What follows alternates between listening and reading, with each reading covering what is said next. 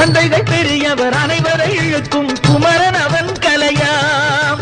கோவிலின் அருகினில் கூடிய கூட்டங்கள் தலையா கடலையா. குழந்தைகள் பெரியவர் அனைவரை இழுக்கும்